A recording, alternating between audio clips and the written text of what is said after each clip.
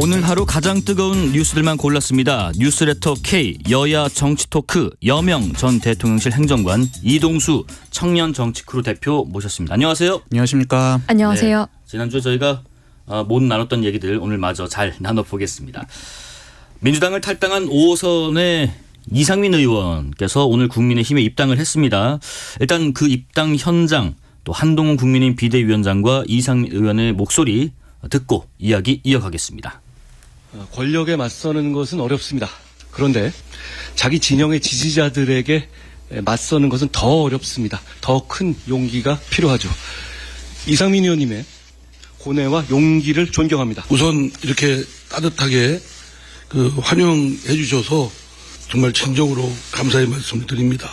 정말 호랑이 잡으러 호랑이 굴에 들어온다라고 저 자신은 그렇게 다부진 생각으로 입당을 하게 되었습니다. 호랑이를 잡으러 호랑이 굴에 들어간다라는 말씀을 하셨습니다. 여명 전 행정관님. 이상민 의원의 입당 이후에 당 분위기 어떻습니까? 많이 좀 고무돼 있나요? 예, 우선 사실 대전 지역은 네. 한 3, 4주 전부터 이미 들썩이고 있었어요. 그래서 저는 개인적으로는 민주당 내에도 뭐 보수주의자, 안보주의자, 시장주의자가 다 공존해야 네.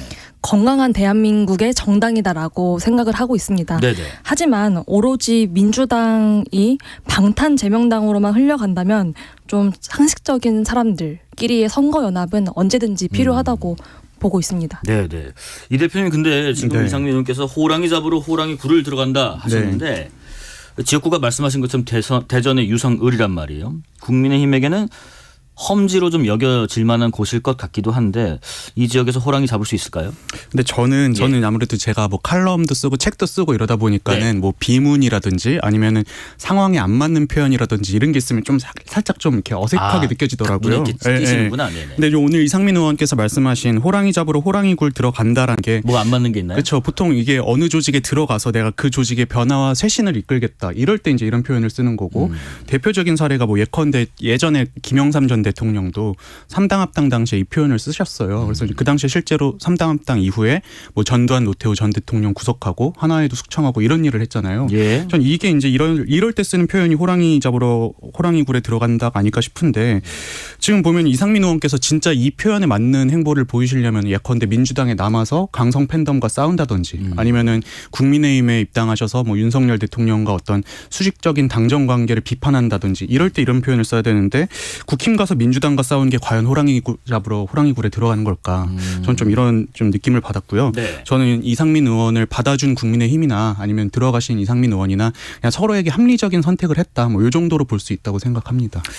뭐 한동훈 비대위원장도 말을 보태기도 했습니다. 뭐 민주당이 강성 지지층 전체주의가 돼버렸는데 이상민 의원께서 그것을 좀 막기 위해서 용기를 내준 거 아닌가라는 의견도 줬는데 뭐 이 대표 말씀처럼 이게 비문이라고보다 좀 어울리지 않은 인용구를 갖다 놨다는 평가가 하는데 연명 행정관 생각은 어떠신지요? 아마 대표님 말씀대로 그게 약간은 한 위원장님께서도 예. 비문처럼 느껴졌는지 아까와 같은 발언을 좀 첨언을 해주신 것 같아요. 다만 이 유성을 지역은 말씀대로 국민의힘한테는 험지 중에 험지입니다. 네. 대선 때도 이재명 당시 후보가 더 많이 득표를 한 곳이고 이번 지방선거에서도 시의원, 구의원들을 당선시킨 곳인데 고무적인 사실은 그러니까 국민의힘 입장에서 고무적인 사실은 시의원님, 구의원님들이 함께 집단 탈당을 해오신 거예요.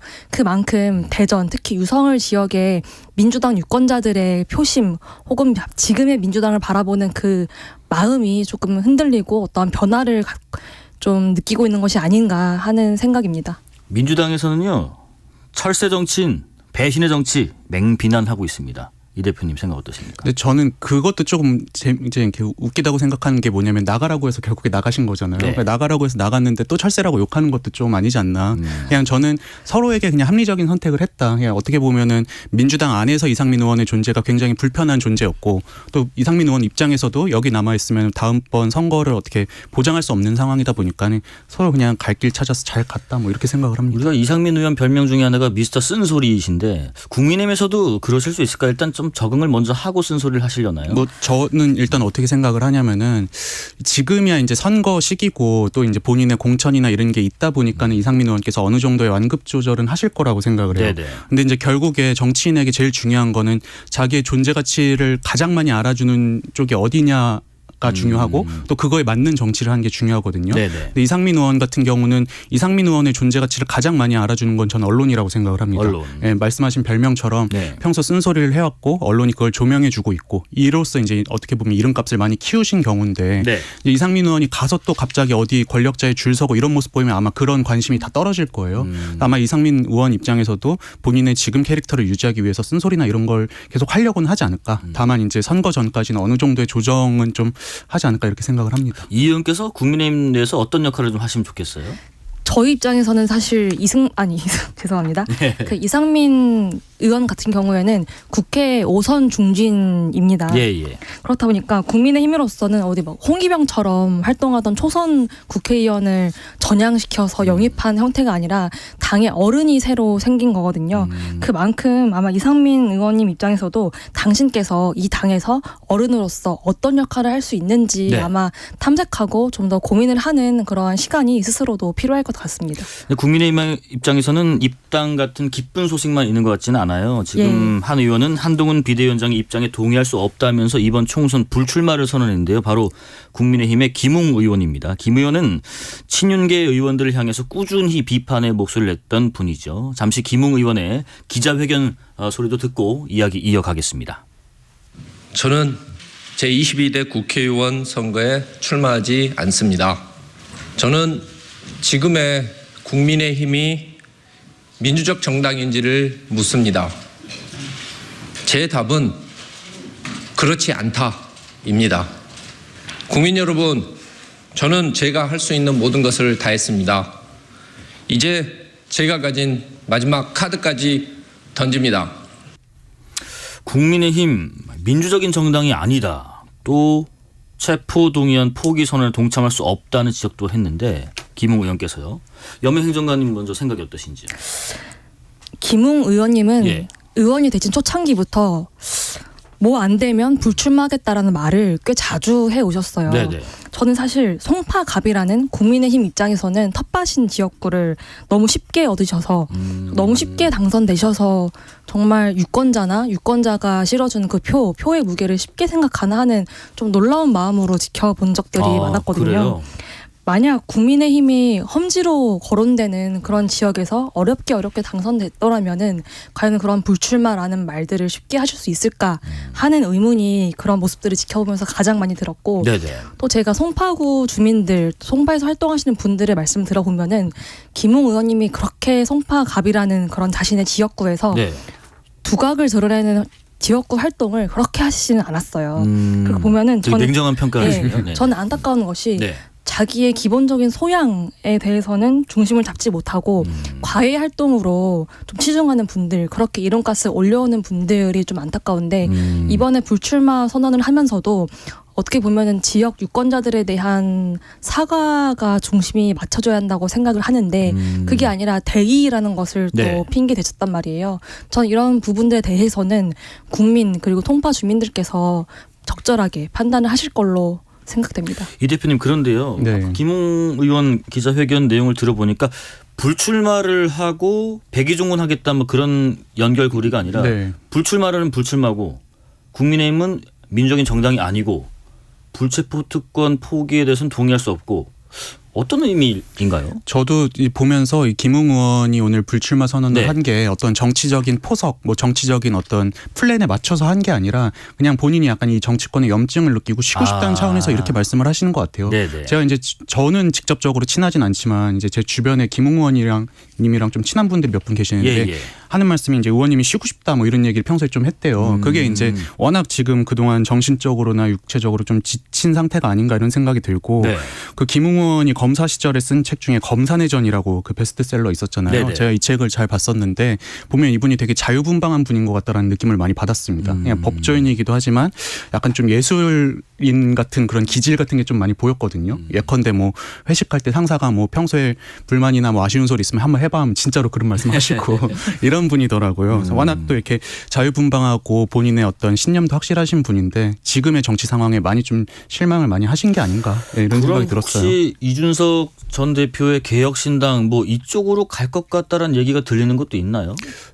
저는 그런 얘기는 아직 들어보진 못했는데요. 뭐 언젠가는 뭐 함께 할 수도 있을 거라고 생각은 하지만, 그래요? 예, 뭐 당장 뭐 네. 바로 하시진 않을 것 같아요. 또 예. 김웅 의원님도 이제 정치인인 이상 또 훗날은 어떻게 결정하실지도 모르는 거니까 네네. 가능성은 열려 있는 것 같습니다. 21대 국회의원분들 중에서 가만 보면 유독 초선 의원분들께서 불출마 선언을 좀 많이 하는 경향인 것 같습니다. 민주당의 오영환, 홍성국, 이탄희, 강민정 의원 그리고 오늘 국민의힘의 김웅 의원까지. 왜 그렇다고 보세요?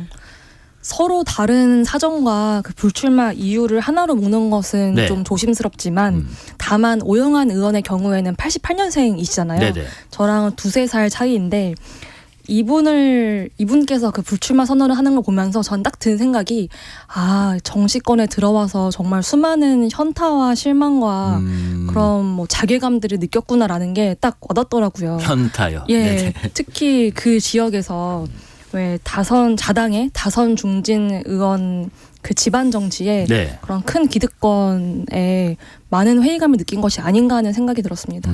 우리 이 대표님도 저도 뭐 예. 이제 그 행정관님이랑 비슷한 생각인데요. 네네. 저는 이게 초선들이 불출마했다는 거에 초선보다 불출마에 포커스를 맞춰야 된다고 생각을 해요. 우리가 이제 경제학 용어 중에 그레셔메 법칙이라고 악화가 양화를 구축한다라는 예. 유명한 말이 있잖아요. 이게 이제 우리가 요즘이야 뭐 모바일페이나 카드를 많이 쓰지만 예전에 현금 많이 쓸 때도 저만 해도 막 깨끗한 이런 신권 지폐 같은 거 있으면 그건 좀 아껴서 쓰고 헌 지폐 그냥 내고 이랬잖아요. 네. 이런 것처럼 정치권이 지금 이런 상황이 아닌가 싶어요. 예.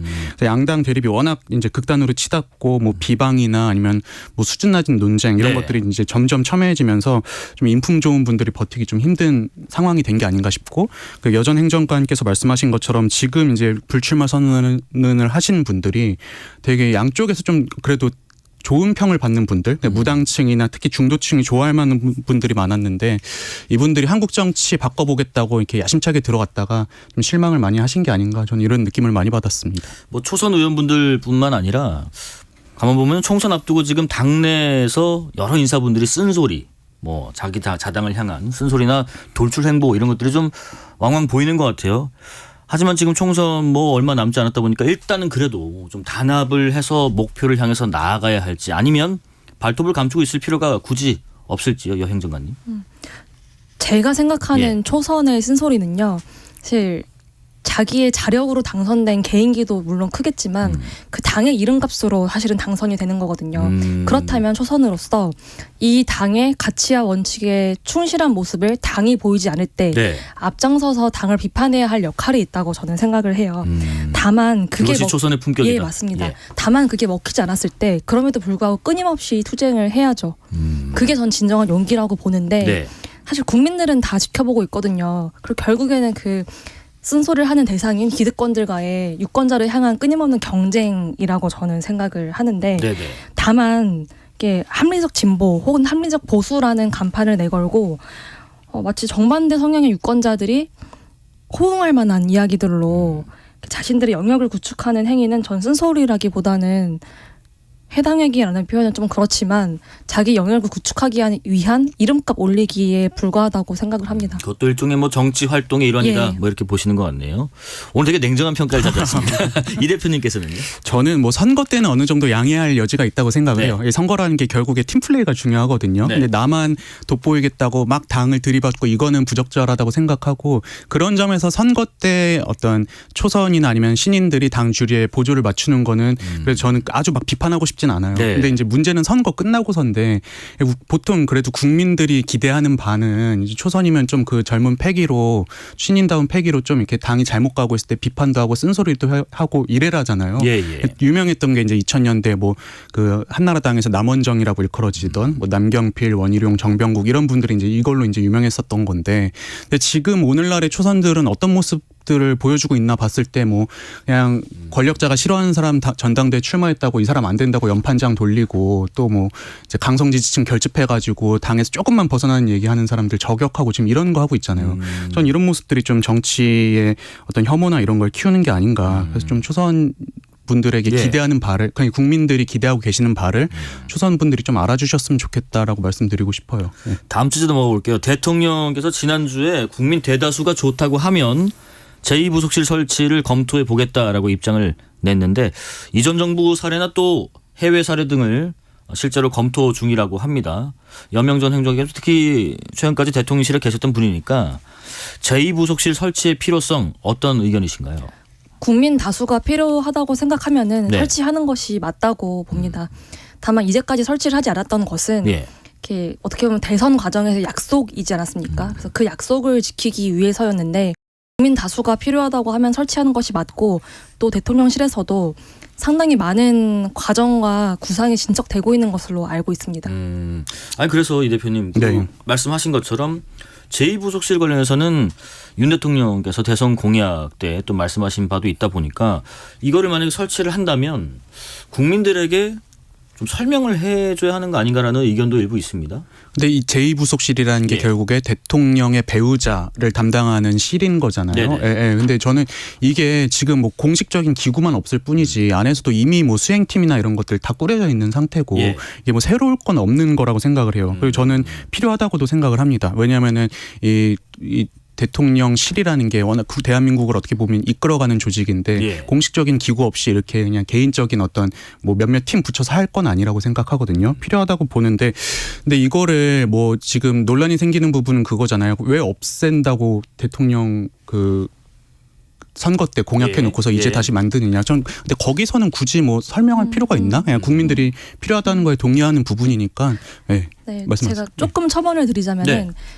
당시에 공약으로 나왔던 이유가 대통령의 부인이 선출된 권력이 아니라 그냥 부인일 뿐인데 그러한 뭐 세금이 투입되고 다른 실까지 영부인을 보좌하기 위한 것이 필요하느냐라는 생각이었는데 사실 누구나 대통령이 처음이지 않습니까? 네. 그런데 막상 대통령직을 수행하면서 대통령 부인이 해야 할 일이 정말 많거든요. 공식적으로. 네. 대통령 부인이 아니더라도 부인이 없을 경우에는 딸이나 다른 가족들이 해야 될 일이 많은 거예요. 그러니까 이런 비유가 적절할지는 모르겠지만 영국 왕실로 치면은 총리와 어떻게 보면은 왕실의 그런 역할 분담과 비슷한 역할을 하고 있는 건데 네. 전 이 부속실을 설치하면은 뭐 대국민 선언, 뭐 대국민 설명이라는 것은 좀 거창하고 이렇게 브리핑 과정에서 질문이 나왔을 때 우리는 필요 없는 줄 알았는데 실수였다. 이렇게 해보니까 필요하더라. 그러니까 네. 쿨하게 인정하고 지나가면 되는 그런 간단한 문제라고 보고 있습니다. 저도 이 부분에선 여전 행정관님이랑 의견이 좀 비슷한데요. 그러니까 네. 이게 공약 때 나왔다고 해서 이걸 꼭 끝까지 지켜야 될 필요는 없다고 생각해요. 물론 이제 공약을 지키기 위해서 노력은 해야겠지만 어떤 그 상황이 좀 많이 바뀌었고 보니까 여의치 않은 상황이 생겼을 때는 좀 공약을 바꿀 수도 있다고 보거든요. 대표적인 게 이제 이명박 전 대통령 당시 한반도 대우나 공약하고서 당선이 됐는데 국민적 반대가 컸고 그걸 이제 철회하고 이제 4대강 사업으로 바꾼 거잖아요. 네. 이런 것처럼 저는 어느 정도의 이런 그 정책의 변경은 뭐 나쁘지 않다. 그리고 그것 때문에 굳이 막 대국민 사과라든지 뭐 설명할 필요까지는 없다고 생각은 합니다. 지금 그 대통령실에서 신년 기자회견 뭐 검토 개최 가능성 검토하고 있다라는 보도도 있는데 만약에 열린다면은 기자회견에서는 어떤 이야기가 좀 나오면 좋을지 방금 얘기 나누신 이 부분에까지 포함해서 좀 설명을 하고 얘기를 하면 좋을지요, 여 행정관님. 대통령이 신년 기자회견을 한다면요. 네. 정부 윤석열 정부 윤석열 행정부가 앞으로의 국정을 올해는 어떻게 하겠다라고 발표를 하는 자리입니다. 네. 이러한 발표 자리에 영부인에 대한 이야기가 들어가는 것 자체가 국민들이 되게 뜬금없고 의아해할 것 같아요. 제가 생각하는 이 신년사에 들어가야 할 예. 내용은 지금 경제가 매우 어렵지 않습니까? 그래서 전 세계적으로 이런 경제 침체의 위기 속에서 우리 경제 현실이 어디에 위치해 있는지 그리고 국민과의 고통 분담은 어떻게 할 것인지 또 이 과정을 통해 우리의 위기를 어떻게 함께 극복해 나갈 것인지에 대한 대안과 설명과 또 다짐 이런 것들이 필요할 것이라고 보고 있습니다.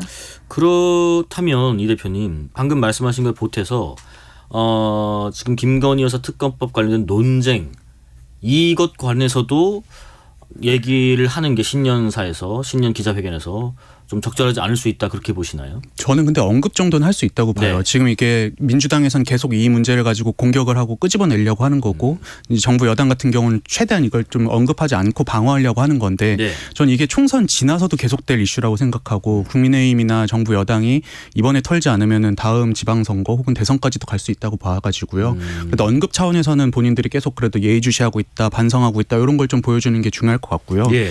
그 신년 기자회견도 만약에 이제 제가 만약에 신년 기자회견을 쓴다면은 조금 이 국민의 피부에 와닿는 문제들을 많이 다룰 것 같아요. 근데 그동안 지금 대통령실에서 나왔던 메시지들 보면은 너무 이제 개념어라든지 관념적인 말들이 많이 나왔습니다. 뭐 공산 전체주의라든지 아니면 이념 관련한 논쟁들도 그렇고 예. 전 이런 것들은 최대한 좀 줄이고 여전 행정관께서 말씀하신 대로 지금 민생과 관련된 문제들 뭐 강력범죄의 문제도 그렇고 아니면 얼마 전 태양건설 이번 워커 사태에서 보듯이 어떤 기업의 도덕적 해이나 이런 문제들 좀 국민들이 좀 체감할 만한 이슈들을 다룬다면은 그래도 좀 좋은 반응이 있지 않을까 이렇게 생각을 합니다. 이게 또 신년사가 아니라 기자회견이다 보니까 기자들이 또 질문이 나올 수도 있고 나올 수밖에 그렇죠. 없을 수도 있어요. 또 어떻게 답을 할지도 관심사기도 한데 오늘 그 김경률 국민의힘 비대위원은 인터뷰에서 이런 얘기를 했습니다. 김건희 여사 리스크에 대한 우려를 풀어줄 수 있는 방안을 대통령과 국민의힘에서 만들어야 하지 않나라는 지적도 있던데 어떤 의견이세요?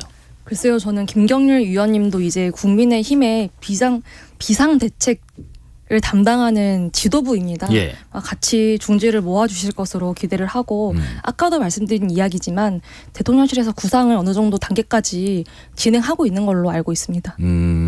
저도 이게 예. 그러니까 우리 학생 뭐 이런 걸로 비유하면 선생님한테 언젠가 한 번은 맞아야 될 매라고 생각을 해요. 예. 근데 그걸 지금 맞느냐 아껴놓다 나중에 맞느냐인데 솔직히 전 먼저 맞는 게 편하다고 생각을 하거든요. 네네네. 그래서 그걸 미리 대응을 하시는 게 좀 필요하다고 생각을 하고 지금 보면은 이 문제 때문에 뭐 부속실을 또 새로 설치하네 특별감찰관을 신설하네 뭐 이런 얘기가 계속 나오고 있는데 전 이게 김건희 여사나 국민의힘만의 문제는 아니라고 생각을 해요. 예. 지난 대선 때도 뭐 이재명 대표의 그 부인의 어떤 법화 유용 문제나 이런 것들도 있었고 지금 권력자들 주변에서 이런 문제가 끊임없이 불거지고 있거든요.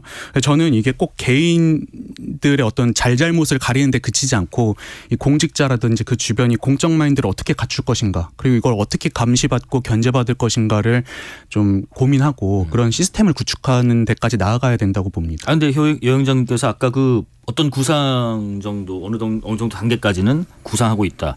무슨 구상을 하고 있는 걸로 알고 계세요? 그거는 제가 이 자리에서 이제 예. 더 이상 대통령실 직원이 아닌 사람으로서 말씀드리긴 곤란한 것 같습니다. 아, 뭐 언급을 안 하셨으면 궁금하지도 않을 텐데 지금 궁금하네요. 던져놓기만 끝날 하시고. 때쯤까지 다음 요만큼만 주에 얘기하겠다 말할 수 있을까요? 싶으면 좀 예. 얘기 좀 보태주시고요. 알겠습니다. 다음 질문 넘어가 보겠습니다. 그러니까 민주당에서는 또 이 제2부속실 설치에 대해서 특검을 요구하는 국민의 시선을 돌리려는 시도 이렇게 반발을 또 했습니다. 민주당의 이런 지적에 대해서는 어떤 의견이세요? 전 지금 민주당의 이른바 쌍특검은 예. 야당과 군소 야당끼리 특별 검사를 임명해서 또 그 수사 결과를 매일매일 브리핑한다는 거잖아요. 목표가 딱 두 개입니다. 네네. 하나는 진행 중인 이재명 대표의 수사는 방해하고 대통령 부부를 매일같이 망신주기를 하면서 이 총선을 영부인 심판 총선으로 끌어가겠다는 심산이거든요. 거부권을 행사할 수밖에 없는 어거지 특검을 내놓고 자신들이 주장해오던 제2부속실 설치에 대해서는 또 반대를 하는 걸 보면서 솔직히 말하면 뭐 어쩌라는 것인지라는 생각이 먼저 들더라고요. 되레 이제 국민의 시선을 다른 쪽으로 돌리려는 것 같다라는 예. 말씀이신 것 같아요. 이 대표님도 비슷한 의견이신가요? 저는 이렇게 우리가 보통 예. 친구들끼리 싸울 때 보면은 네네. 양쪽 얘기가 다른 경우들 있잖아요. 네네. 근데 보면 그 중간 어딘가가 맞는 말인 경우들이 많더라고요. 그래요? 예, 사실인 경우들이 많더라고요. 오. 예. 그래서 보면 이것도 전 양쪽 다 일리는 있다고 생각을 합니다. 예, 민주당도 최대한 좀 총선에서 이걸 활용해 보려는 의도도 분명히 있다고 생각을 하고 또 반대로 그 대통령실 같은 경우도 제2부속실 설치해서 대충 이제 얼렁뚱땅 넘어가려고 하는 것 같은데 전 이거는 어떻게 중재를 하느냐에 따라 좀 다르긴 하겠지만 중요한 거는 김건희 예를 들어서 특검을 해서 김건희 여사를 뭐 구속한다고 쳐도 이런 문제는 끝나지 않을 거라고 생각해요. 좀 전에 말씀드렸던 것처럼 이런 그 공직자들 주변에서 벌어진 문제는 끊임없이 불거질 수밖에 없기 때문에 네. 저는 이참에 차라리 국민의힘에서 이걸 다룰 거라면은 뭐 특검도 어느 정도는 대응을 해야겠지만 더 나아가서 우리 정치 사회 이 영역을 어떻게 투명할 것이고 국민들의 감시를 높일 수 있을 것인가 여기까지 고민을 해야 된다고 생각을 합니다. 그래야만 이런 좀 계속 불거지는 문제를 좀 없앨 수 있을 것 같아요. 민주당은 그 대통령의 고유 권한인 특검법 거부권 행사에 대해서 권한쟁의 심판 청구를 예고하고 또 검토를 하고 있는 걸로 좀 알려졌는데 국민의힘은 이를 근거로 민주당의 특검법 강행 처리가 총선용 정치 공세다. 앞서 말씀하신 것 좀 비슷한 맥락 같은데 이것을 스스로 증명하는 거다라고 또 비판하고 있습니다. 민주당의 특검법 강행 처리 총선에 활용하기 위한 의도가 좀 네. 있다고 보시는지요, 이 대표님? 네, 뭐 말씀드렸던 것처럼 분명히 저는 있다고는 생각을 해요. 근데 그렇다고 해서 그럼 의도가 있다고 안 할 것이냐? 그럼 이번에 막아도 다음번 지방선거, 대통령 선거 계속 문제 불거질 텐데. 근데 지금 일단 정부 여당 입장은 총선 끝나도 받지 못하겠다, 약간 이런 입장인 것 같아요. 근데 아까 말씀드렸던 것처럼 언젠가 한 번은 맞아야 될 매다. 저는 이렇게 생각을 합니다. 네, 저는 맞고 안 맞고의 문제는 아니라고 생각을 해요. 예. 영부인이 윤석열 대통령과 결혼도 하기 전에 일어났던 일이고 또 심지어 주식 손해를 봤어요. 네네. 원래 보통 주가 조작이라고 하면 큰 돈을 벌어야 하지 않습니까? 네. 손해를 본 건이에요. 더군다나 이 내용은 당시 야당이었던 자유한국당 그리고 현재 야당인 민주당이 양쪽에서 뭐 한 번은 윤석열 당시 검찰총장이 국회 청문회에 왔을 때 그리고 대선 때 양 당에서 탈탈 털었는데 결국에는 증거를 찾지 못한 문제예요. 근데 이 문제를 마치 특별검사를 통해 수사를 하면은 구속까지 시킬 수 있을 것처럼 마치 뭐 다른 민주당 패널 분들이나 아니면 민주당에서 그렇게 공격을 하고 있고 또 다 떠나서 네. 쌍특검이라고 하는데 이른바 이재명 대표의 수많은 그런 범죄 리스트와 결혼도 하기 전에 사인인 신분의 김건희라는 사람이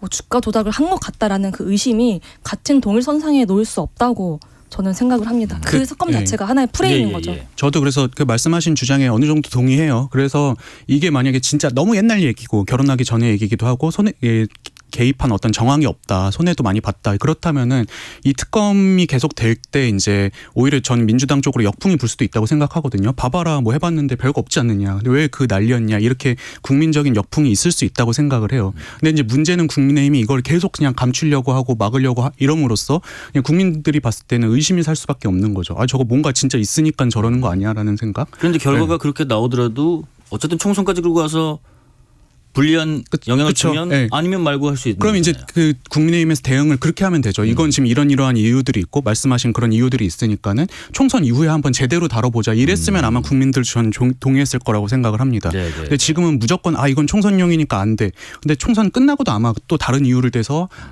좀 못하겠다는 식으로 나올 것 같아요. 그게 총선이 끝나고도 받을 수 없다는 거잖아요, 국민의힘은. 대통령실은 일단 받을 수 없다고요. 그럴 만한 특별 검사를 통해서 설치를 해서 이걸 밝혀야 할 만한 사안이 아니라는 입장을 갖고 있는 겁니다. 네. 가칭 개혁신당의 이준석 위원장의 신당 정책이 오늘 발표가 됐고요. 이준석의 개혁신당은 늦어도 20일 정도에 창당을 하려 한다는데 현역 분들은 또 얼마나 같이 참여할까 그런 것도 궁금하고요. 개혁신당의 앞날 어떻게 평가하시나요? 글쎄요. 오늘 1호 정책으로 공영방송 정상화라는 것을 들고 나오셨는데 네. 제가 볼 땐 이래요. 이준석 신당이 계속 국민들로부터 회자가 되고 또 지금의 뭐 예측되는 지지율을 유지하려면은 계속해서 보수 유권자들한테는 어떠한 분노를 유발해야 되고 또 민주당 유권자들한테는 그래 저게 바로 합리적 보수의 모습이지 하는 모습을 보여야 한다고 칭찬을 받아야 하는 거죠. 네네. 그렇기 때문에 그 의도로 나온 프레임 중에 하나라고 생각하고 앞으로도 이런 식으로 정부 여당 저격형 공약 혹은 정책들을 내보낼 것 같습니다. 이 대표님은요? 저는 지금 우리나라 정치의 가장 큰 문제가 뭔가 했을 예. 때 정쟁에만 빠져가지고 한국 사회가 직면한 어떤 구조적인 문제들을 다루지 못하고 있는 부분이 가장 큰 문제라고 생각하거든요. 네네. 그런 점에서 저는 방송 문제는 한 번은 짚고 넘어가야 될 문제라고는 생각합니다. 사실 이 정권이 바뀔 때마다 뭐 방송을 장악하네 마네 뭐 이 사회를 어떻게 꾸리네 이런 문제는 끊임없이 불거지고 있는 거잖아요. 네. 또 이제 보면은 여당일 땐 가만히 있다 또 야당 되면 뭐 하자 아니면 뭐 반대하고 이런 것들이 거듭 반복되고 있는데 저는 그런 점에서 또 요즘에 또 가뜩이나 이 미디어 역할이 되게 급변하고 있고 네네. 공중파의 어떤 회의론 같은 것들도 나오고 있는 상황에서 이 문제는 좀 짚고 넘어가야 될 문제였다 생각하고 그런 점에서 오늘 공약은 괜찮았다고 생각을 합니다. 이낙연 전 대표께서는 목요일 11일에 탈당 선언 예고했습니다. 신당 창당 반대와 또 당 안팎의 만류에도 불구하고 나갈 수밖에 없었나 보네요. 제가 볼 때는 이제는 하고 안 하고가 아니라 네. 아마 번복을 못 하실 겁니다. 왜냐하면 이미 이낙연 신당 발표를 위해 준비를 하고 있는 당 내에 이낙연 개 분들이 있을 거 아니에요. 그분들을 지키고 책임지기 위해서라도 이젠 결단을 하실 수밖에 없다. 번복하지 못한다라고 보고 이제는 있습니다. 명분이 있다는 말씀이죠. 그렇죠. 아니 뭐 명분이라기보다 이미 지난 네. 12월에 회동을 했잖아요. 네. 두 분이. 그때 이미 저는 이혼 서류에 도장 찍었다고 생각합니다. 원칙과 상식 모임 의원분들께서는 10일에 과연 탈당 선언을 할 것인가라는 보도가 나왔는데 이원 의원은 인터뷰에서 10일 탈당설은 부인을 했지만은 결단의 시기가 가까워지고 있는 건 사실이다. 뭐 사실상 최후 통첩인가 싶기도 합니다. 이들의 행보는 어떻게 예측하세요? 오늘 네. 단독 혹은 속보 나온 것을 보니까 이원욱 의원에 대해서 민주당에서 감찰을 시작했다고 하더라고요. 네네. 이 쌍특검에 대한 반대 표결을 던졌다는 이유로 그걸 보면은 이제 민주당 주류에서도 그만 나가라 빨리 뭐 이런 등떠밈이 아닌가. 그러니까 이미 신호를 돌이킬 준 수 거다. 없는 강을 건넌 것 같습니다. 저도 이게 1963년에 김종필 전 총리가 그 당시에 이제 민주공화당 창당하고 반대파 좀 공격을 받아서 거의 반강제로 외유를 떠나게 되면서 네네. 이런 말씀 남기셨어요. 자의반 타의반으로 떠난다. 저는 이 원칙과 상식 분들이 자의반 타의반으로 떠날 수밖에 없다. 아니, 떠나든 아니면은 당에서 이제 뭐 아주 한직으로 그냥 밀려나든 그럴 수밖에 없는 상황이라고 생각을 그래요? 합니다. 예. 마지막 질문으로요.